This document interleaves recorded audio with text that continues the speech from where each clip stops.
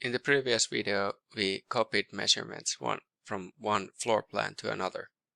And in the end of the video, I mentioned that we didn't have locations yet, so the quantity would just be a sum of those two floor plans. This is the time to move on to our Summary tab, where we can create sub-projects and locations. Sub-projects are more like separate buildings, whereas locations can be floors in the same building. They're both created in the same way and function in a very similar way. The sub-project is usually on the component level or the work item level, but whereas locations are within the work item or component. Let's look at the locations. First, we need to create our locations. So the star location already exists. This is the default location for when you don't have anything, when you don't need a location.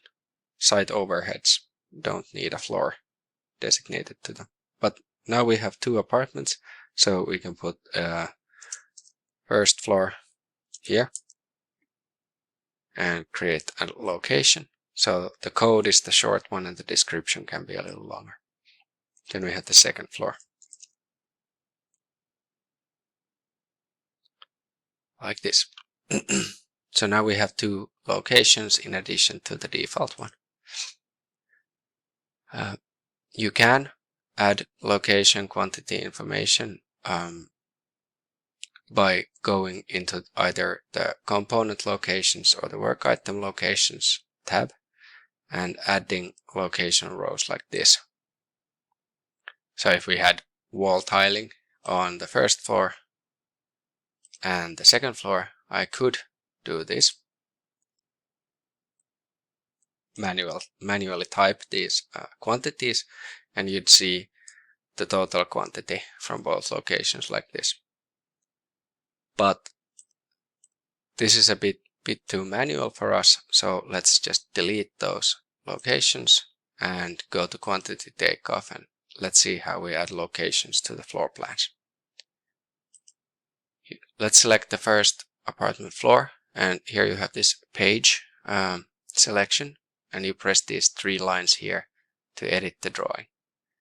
You can add the default location of the drawing from this drop-down menu.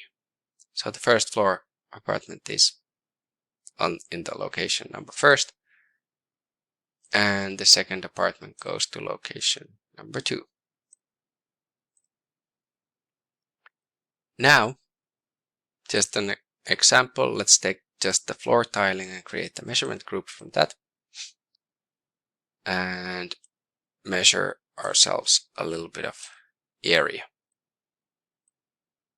just like this.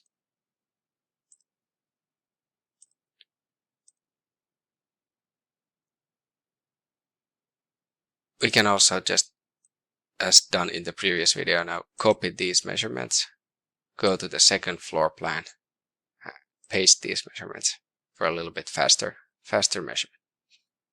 Now both of these measurements in both floor plans have the location automatically added to them, and thus the quantity that's connected to the building component and thus the work items, they also have the location connected to them.